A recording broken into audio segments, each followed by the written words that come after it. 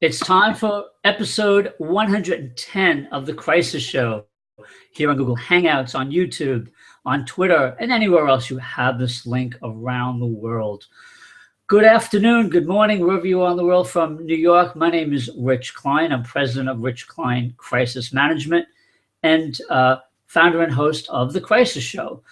Today, we are thrilled to have somebody who's been with the show for a long time and has actually done some of the shows on his own. A good friend of the show, a good personal friend. I want to welcome Michael McKenna from Team Solutions in Texas. Hey, Mike, how are you? Good to see you, Rich. Hi, folks. Good to be back. Good to see you, Mike. And it's been a while since you've been on. It's good to connect as always. So today, folks, we're going to tap into Mike's expertise in a lot of areas. He's an emergency management specialist. He trains first responders in that. He's also an expert in business continuity when there's natural disasters and other kinds of crises, how to run your business better. So we're going to touch on a little bit of each of those issues and connect it to the breaking news this week. First of all, the big story in the natural disaster emergency management area out of Afghanistan, Pakistan, and India, that earthquake that hit on Monday. That was not as bad as people may have expected because of the magnitude, because it was a 7.7. There were fears that a lot more people would be killed, but it still was a very serious situation. There are still a lot of people that need to be rescued. And Mike, where I thought we'd jump off on, and drinking coffee, that's good. One should be alert. Where I thought we'd jump on, Mike, is there was a story in one of the European papers that was really focused on the rescue operation. Here we are Wednesday.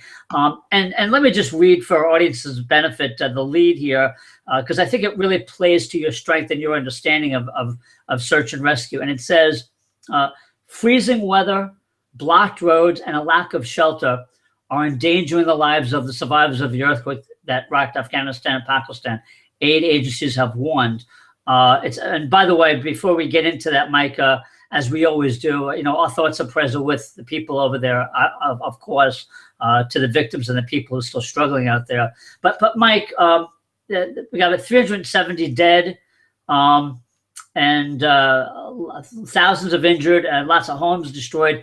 What are the kinds of things, if you were over there right now, what are the kinds of things you'd be advising them on, particularly this access? And this region, from what I understand, Mike, is a very destitute, one of the poorest regions of the world in this area of Afghanistan. So pick it up anywhere you like. First off, what a tragedy. Mother Nature does not discriminate. It doesn't matter where you are, who you are, how much money you have. When there's a disaster, it's going to affect everyone wherever that disaster occurs. I don't know that area very well, obviously, and I don't have a lot of insight into the level of capability in that country and in that region. But the first thing that I would advise them on, after taking a big, long, deep breath, is priorities. And the first priority really is to size up how big and bad the disaster is. It's pretty widespread. A 7.7 is going to shake a lot of houses. The pictures that I've seen, obviously, are going to be in more of the populated areas where there's just some fallen bricks and fascia off some of the buildings. Not a big disaster by most standards, but it's the outlying areas, of which there are numerous, that have an unknown amount of damage to them. So the biggest challenge they're going to have initially with their limited resources, at least early on, is where do they go first? And if there's a village that's 100 miles to the east, that has 1,000 people in it, and there's a village that is 100 miles to the west with 500 people in it, you've got to size those up and determine where the best use of your assets are. And that's one of the early challenges, and that's one of the first pieces of advice that I give them, so that they can apply the best resources in the area where they're going to do the most good. And in a disaster where you've got declining conditions, the most good is where the most survivors are and where the most survivability is, because that's what you're trying to accomplish. Is it's not a vote against the people that are more remote. It's a vote for the people that you can help immediately. And Mike, you were involved, I think, in Katrina and some operations. Were those kind of decisions made when we have disasters here too, like Katrina? Government, because of course we had a lot of problems with certainly Katrina and other natural disasters in this country, where decisions were poorly made about who to rescue and how to rescue them. So how do you assess that, and what advice would you give to first responders in starting? What tools do you use, technology and otherwise, to do that? Well, for starters, the worst decision is the decision that's not made. When we're making an effort to do the most good for the most people, there are going to be some errors in the way that we implement that, because disasters are, by their very design, very imperfect, and it's an imperfect environment, and it's being attended to by imperfect people. So the decision making is always going to be kind of left to second guessing at the end. But with that being said, yes, it does. Any responder is going to have the same criteria, or should have the same criteria, which is where are we going to do the most good as soon as possible. It is unfortunate when other factors are built into that, such as, are they voters? Do they support my campaign? Does it look good on CNN? That sort of thing. Are they donors? Unfortunately, that probably factors in some, but certainly not as much as maybe the media might want us to think. The responders on the ground are actually, in my experience, trying to do the very most good they can for the most people. Yeah, I'm reading I'm just trying to look at some different angles of this. And Pakistani government officials said yesterday that civil and military authorities had reached some of these remote, impoverished areas of the country's northwest.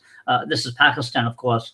And it says, one of the guys is quoted as saying, "We are transporting tents, medicines, and other items to quake-hit areas." So, Mike, when you're doing search and rescue, are you also, first responders also trying to get them, food and medicine at the same time, or are they done differently, and are there different silos for that?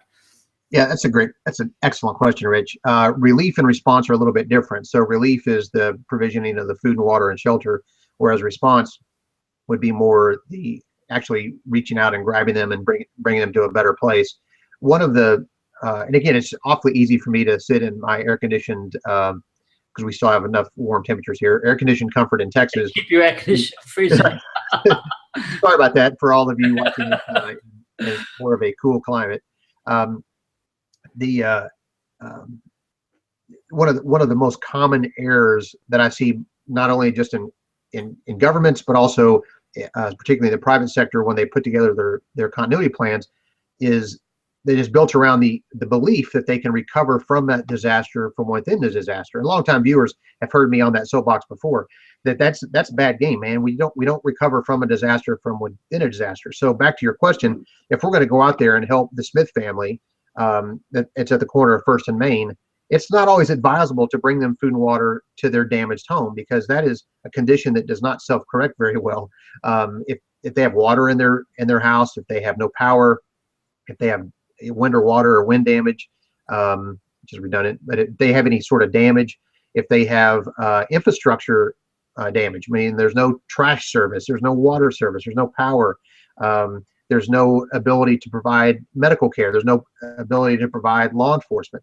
Those are conditions that are not optimal for you to sit around and wait for things to get better. So in that case, if we bring them food and water, then we're basically feeding the beast and encourage them to stay there.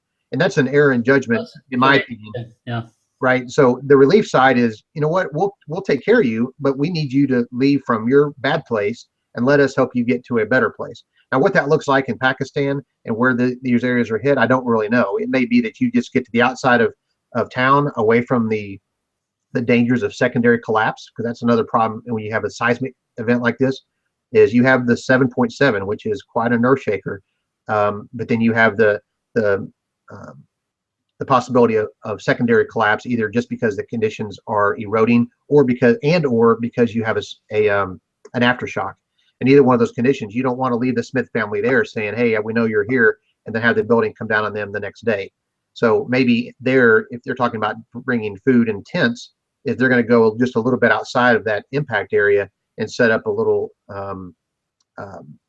casualty collection point, recovery zone in that spot. And that's certainly possible, but you don't want to stay in the same house that's been damaged if you're trying to improve conditions.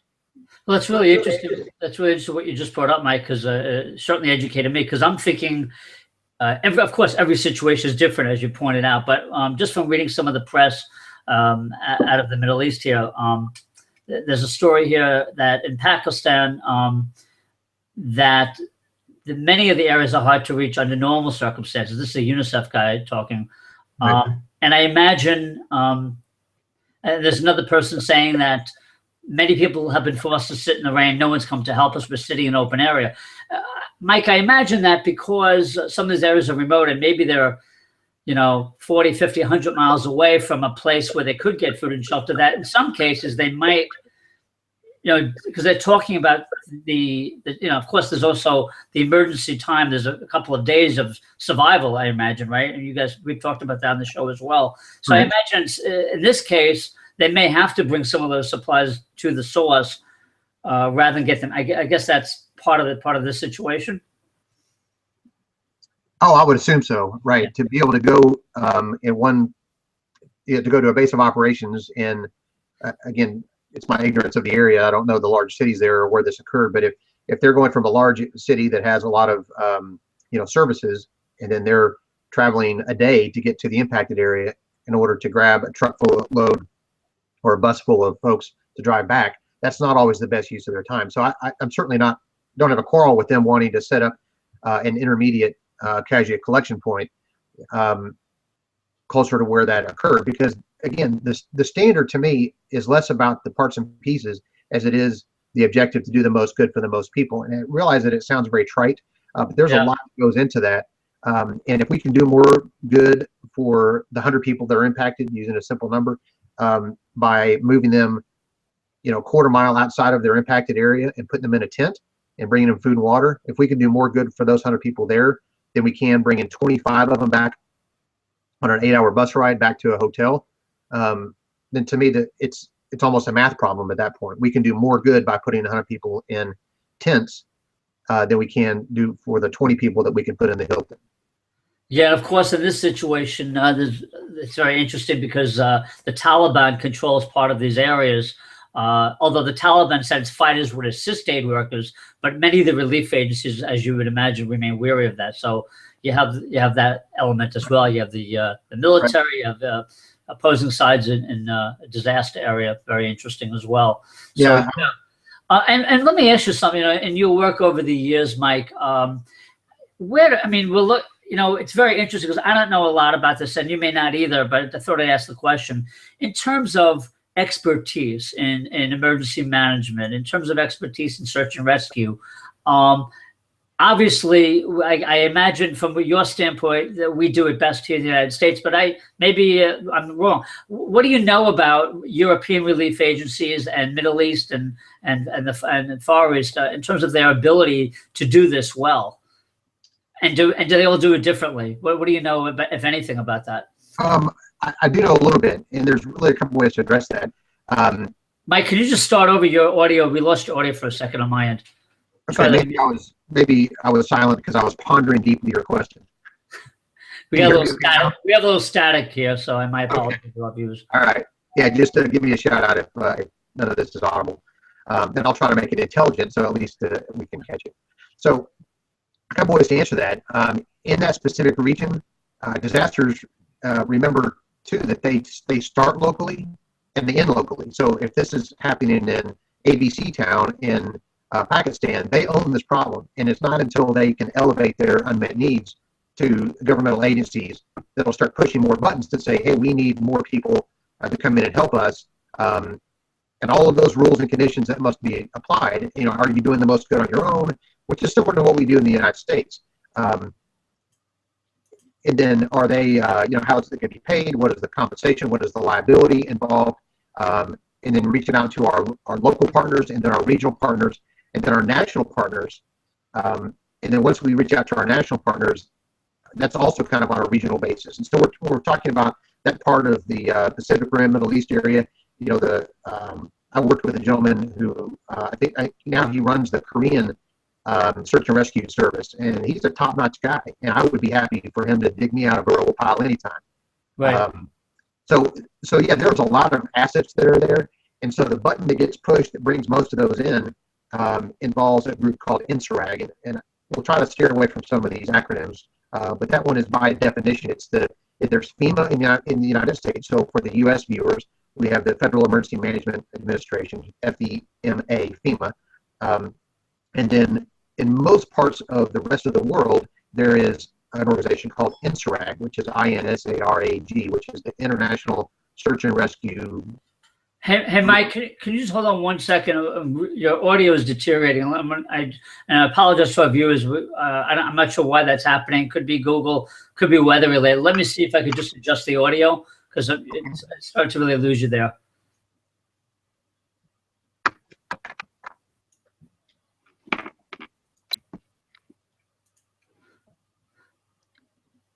I'm going to put it in a headset and see if that is my plan B. Does that help? Yeah, no, it's a little bit better, but we still have some static. So maybe just speak a little bit slower and a little bit louder to get over that static. And I apologize to our viewers. We're doing the best we can with what we have. Right. The topic was better now. Better now. So the topic is our regional capabilities in the area of the earthquake, starting locally, and then expanding out until national and international partners are contacted. In the region, the UK, I actually know some gentlemen in Kosovo that would probably be pretty close, and they have some increasing capabilities. So it's not just does the capability exist, it is the capability available? And by available, I mean, are they equipped to operate in those conditions? Have they been asked? Do they have all of the compensation and liability identified and worked out in advance? And is there a political and institutional will to serve? Certainly in the United States, it is not unheard of for our resources. We have two teams in particular in the United States that have a large, similar to my team, but they serve internationally as an urban search and rescue component. And they have a lot of experience working overseas, including in a place like this. However, if there's not an institutional will or a political will, then those resources won't, even if they're asked for, they won't be sent. And you mentioned, about the aid workers being concerned about the Taliban in the area and that sort of thing. I'll be harsh for a second. We don't create earthquakes, and so we have to be very measured in our response. That we don't want to take a disaster that has impacted, I think, 230 fatalities currently, and in untold numbers of people impacted. We don't want to add to that problem because we send resources that are relief and response focused into an area where people would choose to do us harm. Gotcha. Okay. Well, thanks for all that, and of course we'll close out this part of the show on the earthquake, and that was all very helpful. Yeah, just to close out, I think there was watching some of the news reports that Nepal had an earthquake 10 years ago. And many people did. I think tens of thousands were killed. So with the same magnitude, actually. So you never know what's going to happen with these. But I hope that your good work, because I know how good you are, what you do, reaches those areas of the world that may not be as equipped with the resources that we have here in the States, and what I understand the Israelis have as well for these kinds of operations. So. Right. Yeah. Hey, Mike, just to close out the earthquake, also, I think it's interesting in terms of process. And I know that in some cases there are rescue dogs. And what other technologies are being used today that maybe weren't used 4 or 5 years ago to find people in rubble and other situations? What's the latest? The latest is going to be the UAVs, the unmanned aerial vehicles. They are transformational in search and rescue to be able to provide an extension of the eyeball. Which is what I view that kind of technology to be able to help us answer those two critical questions early on, which is how big is this problem and how bad is this problem?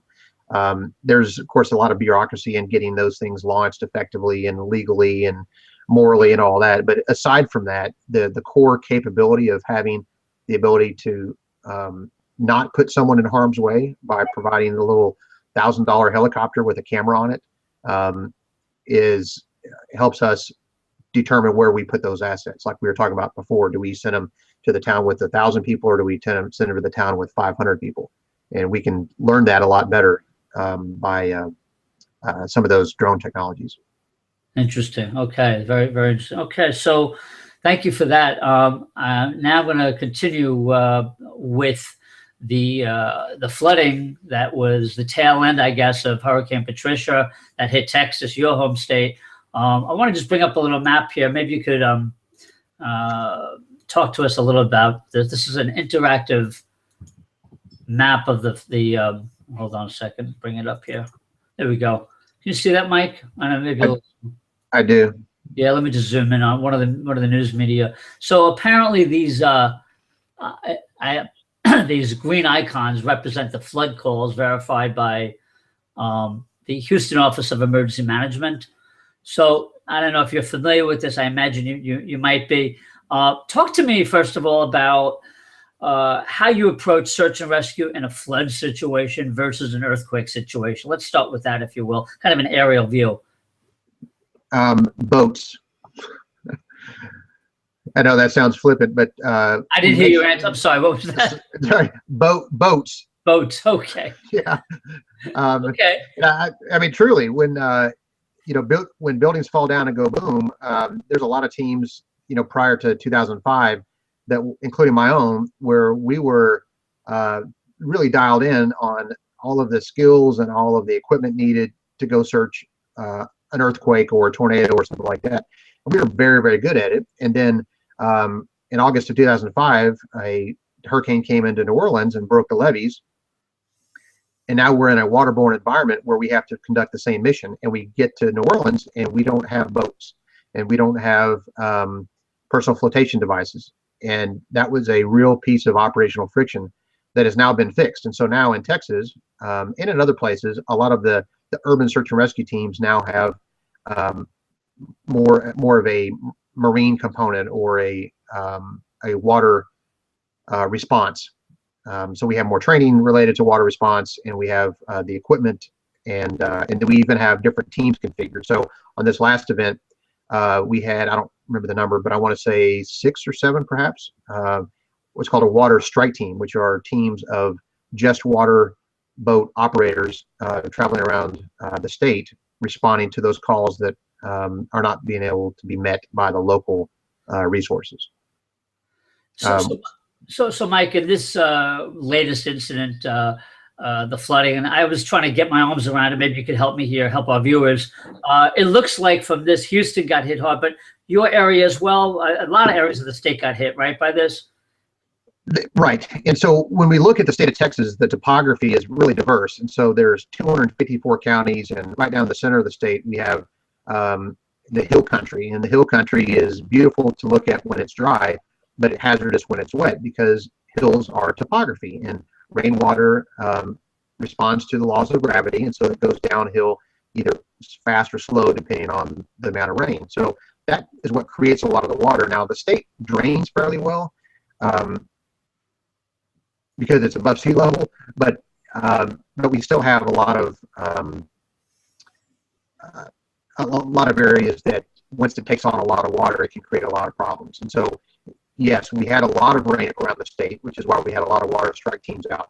And we also, and that includes down in the hill country, but in this case, I believe most of them were a little south of me in a place called Navarro County, which is about 30 minutes south of the city of Dallas. Okay.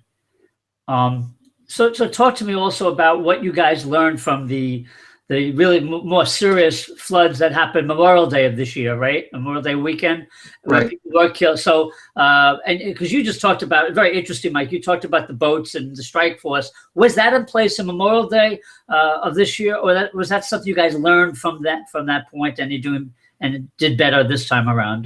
Talk to us a little bit about that, if you could.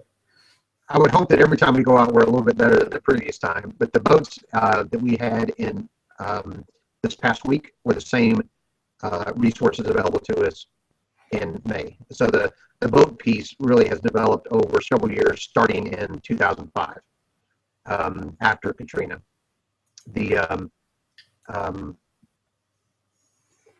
What was the other part of your question, Rich? I'm sorry.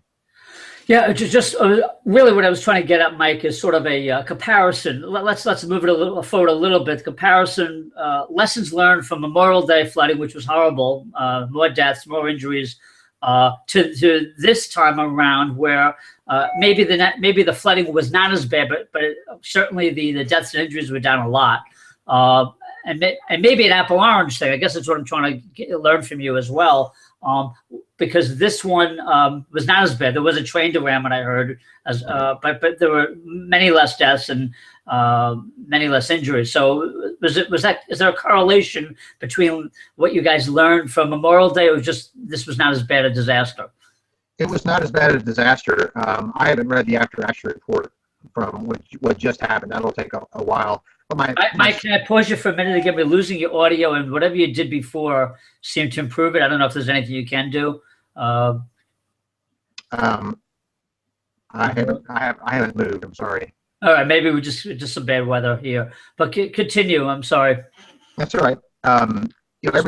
Every disaster has its own complexities.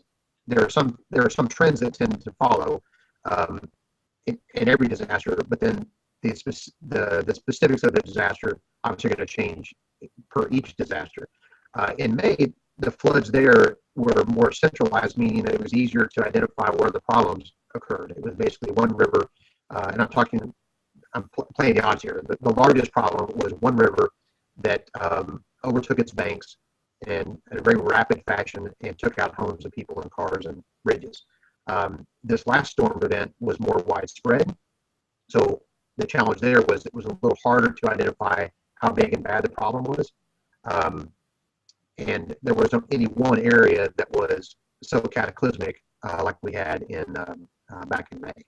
But the types of resources that go out, like here would be another example. In May, after the floods left, the search for people continued, and so that was really the bulk of the exercise.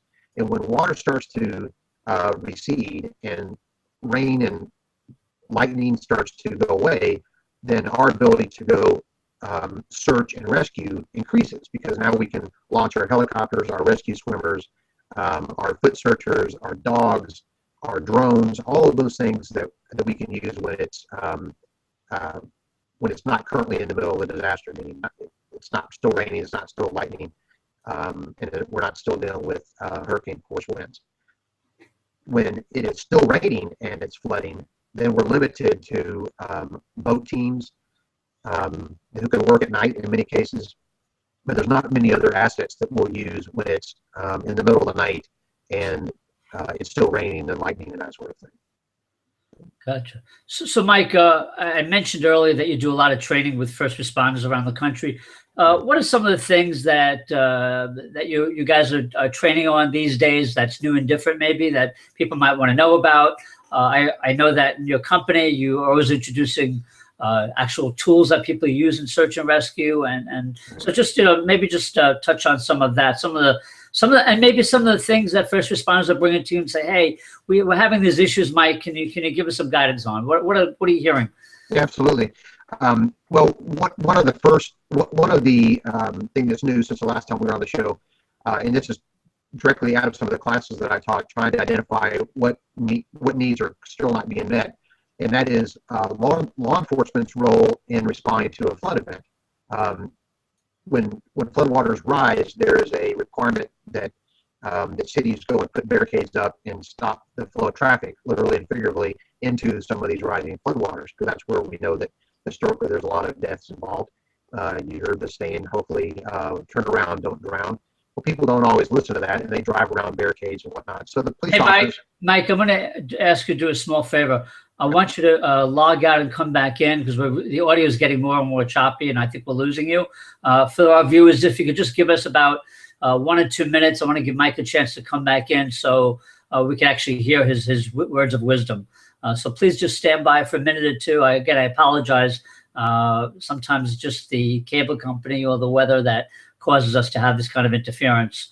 We apologize for that, but sometimes when we reconnect, it works better. So let's see if Mike can get back in here.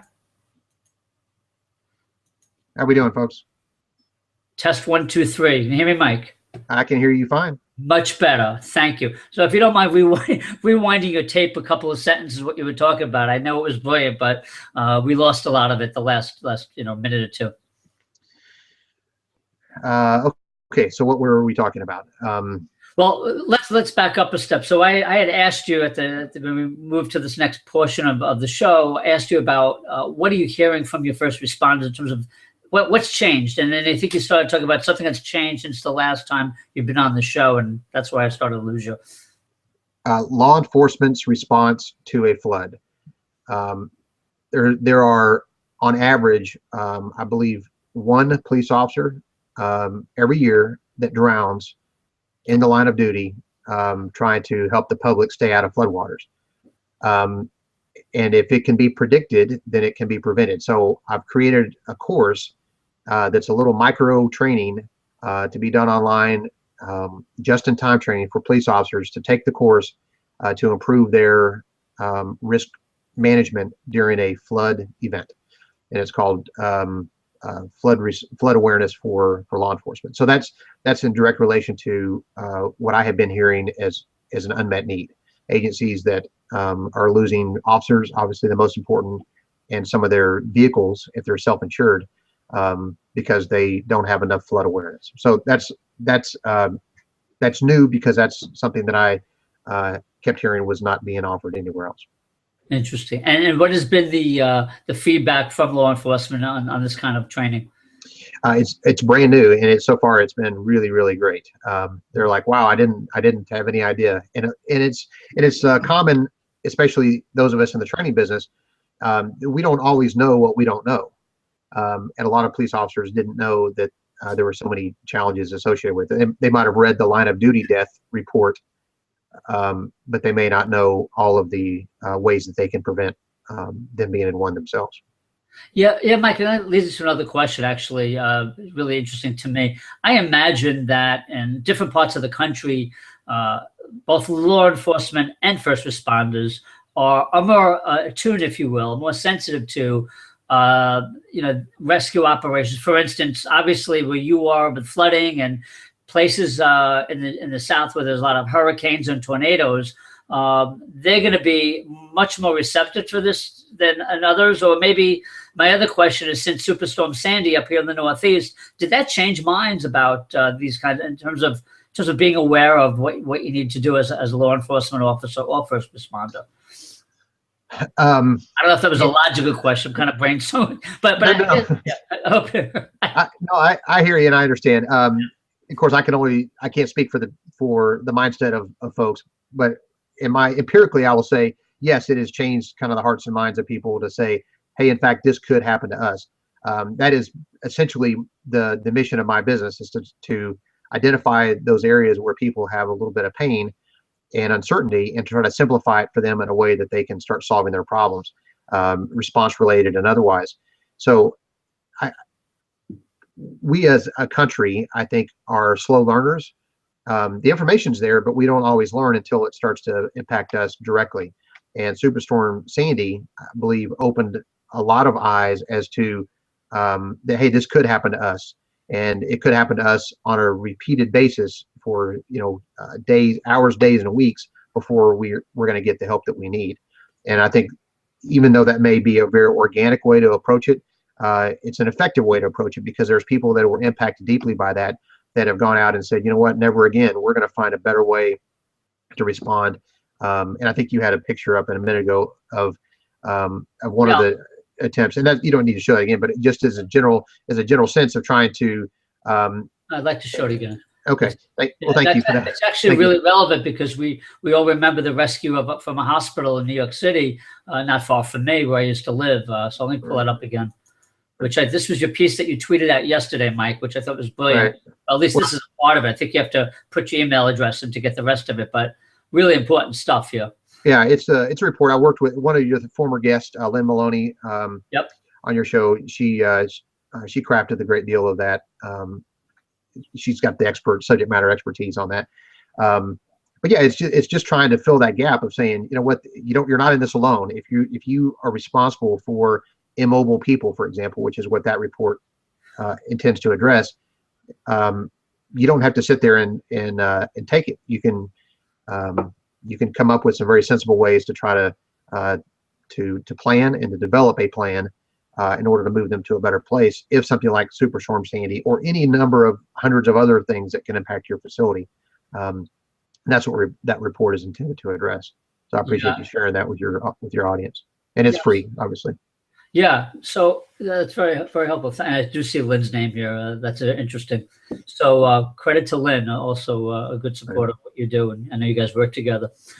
Mike, I want to, in the next 10 or 15 minutes that we have, turn the discussion to business continuity in the aftermath of natural disasters. And business continuity can be a very broad term to a lot of people, but I want to apply it today to, what happens in natural disaster and how do you plan for it and how do you keep things running. So any tips that I know this is a big part of your business and mine as well, certainly on the communication side, but what tips would you give to companies? Because now, I mean, look, we got Superstorm Sandy in the Northeast, a real wake-up call for businesses in New York, including Wall Street. You have wildfires in California, you have hurricanes and tornadoes in a lot of other areas of the country. So everyone is certainly affected by this. But what we find, Mike, in your business and mine is that businesses are very often caught like deer in headlights when these things do happen. So what can you and I do in terms of what tips would you give them in terms of planning for the worst? One word: exercise. And let me clarify that. So I don't mean go out and run a mile every morning before work. Exercise your plan, whatever that is. It could be a good plan or a bad plan, but put it through the paces, because it's not until your plan has first contact with the enemy that you learn that it's not very, very effective. And that's okay. It's okay to not have a good plan, but it's not okay to assume that you do because it sits on the shelf covered in dust. And I have done a lot of plans for people and have been discouraged by their enthusiasm early on to develop the plan, but their lack of interest in exercising the plan after it's been developed. So I'm going to reverse engineer that a little bit and say, maybe your plan is on the back of a cocktail napkin, or maybe you spent $15,000 with a company like Rich or a company like mine to develop a plan to survive any and all hazards. Well, I don't care. That's not going to help you. That plan, unless it's 6 inches tall and you have 5 inches full of water in your basement, then you can stand on it. Then it'll be helpful. But other than that, it really is effective only if you exercise it. So again, to the person that has the cocktail napkin that says, hey, let's call all the stakeholders and then run uphill. That's okay. It's not perfect, but that's okay. So get everyone together and exercise that plan. Somehow, some way. Again, there are people like you, Rich, there's people like me, there's other people that are in our universe that will come to your site and watch you exercise this plan and then write you a report and say, hey, that was really good. Here's an area that could be improved upon. And that's the process to become truly resilient. And business continuity is a big monster of a term and a big monster of a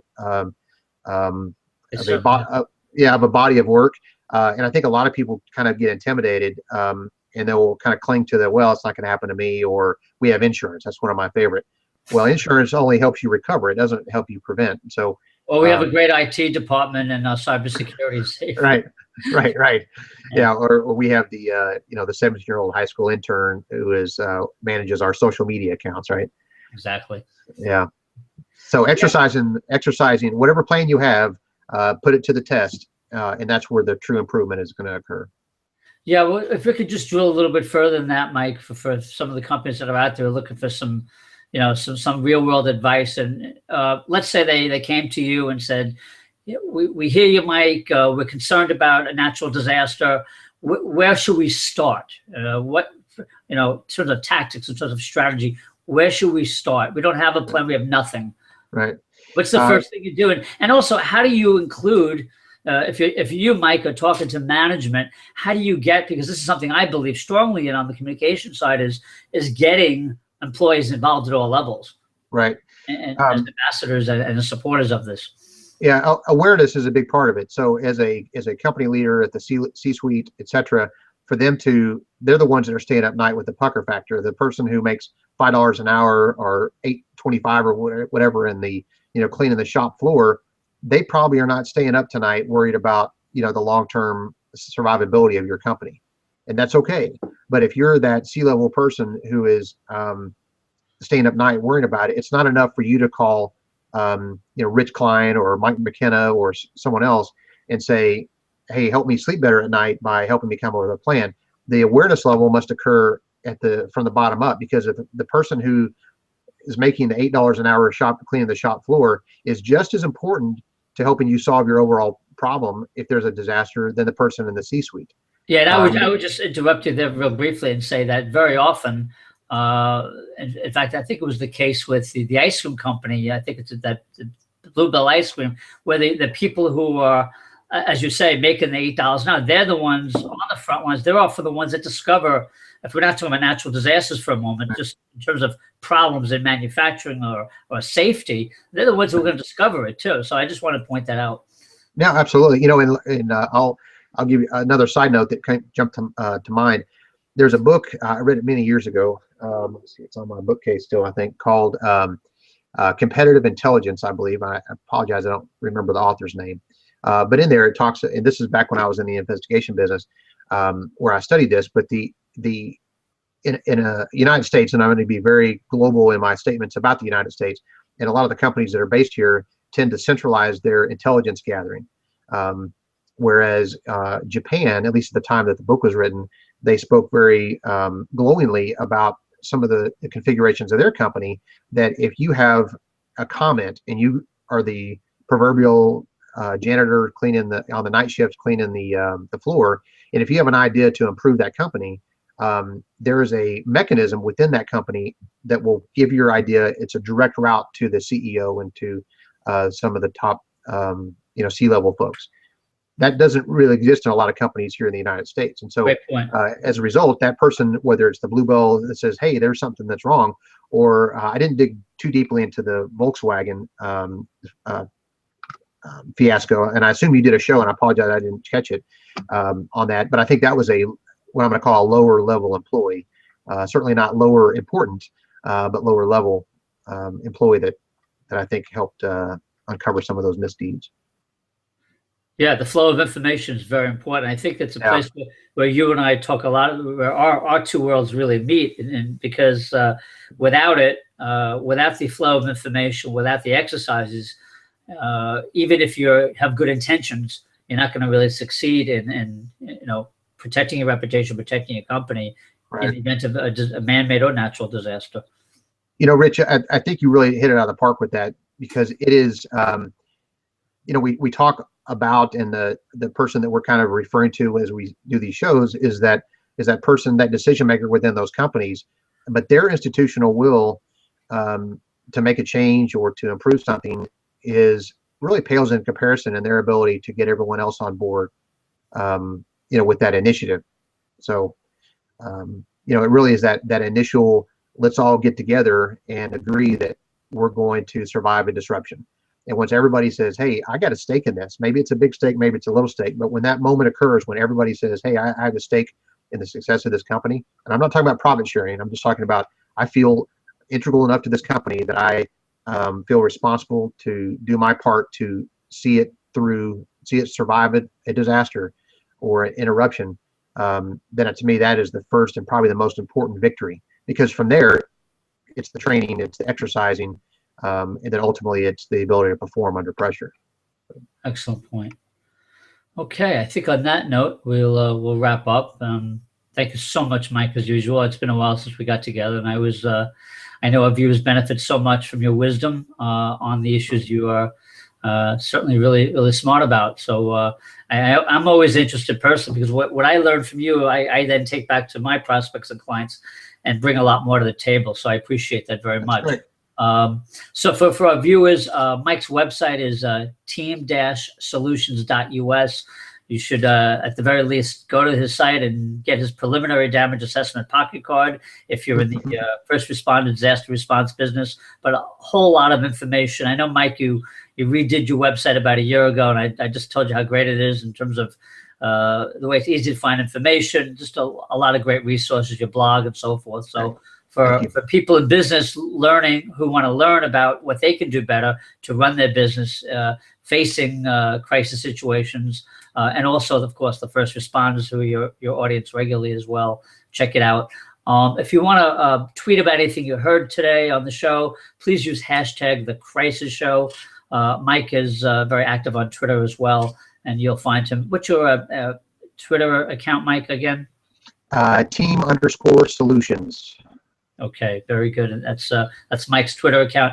And for for the communications component, for the crisis communications component that I focus on, my website is richkleincrisis.com, and I'm at Rich Klein Crisis as well. So Mike, again, thank you so much to our viewers. We appreciate you tuning in. And again, our hearts and prayers are with the people in the Middle East who were affected by the earthquake, as well as the people still impacted by the flooding. I think it's, by the way, has the flooding that started in your area of Texas, and in Texas has also expanded over to South Carolina as well, and Louisiana. So certainly these, Mike, as we've seen before, these disasters aren't limited to one state or one region. They multiply, and it's really important, I think, just to close out, to encourage those of you out there, whether you're in business or in the first responder business, to really work together when there's a crisis, to reach out to people in other states and other regions and across industries long before the crisis hits, because you're going to need each other when that crisis hits your area, and you're going to want as much support as you can get on the political front, on the business front, on the first responder front to get through it. So always remember that, as Mike said, Mike made a great point earlier. Yes, these are local situations best handled by local people, but that doesn't mean you have to act alone. We're all in this together, certainly. That's certainly something we've learned in recent years, I think, with things like Katrina, with Superstorm Sandy, and now this earthquake and flooding as well. So I'll leave it on at that. Cooperation will be the word of the day. There you go. I like it. Good. Mike, thanks again to our viewers. Thank you so much, and we wish you all well. Have a nice day. All right. Bye-bye. Take care, Mike. Talk to you soon. Bye-bye.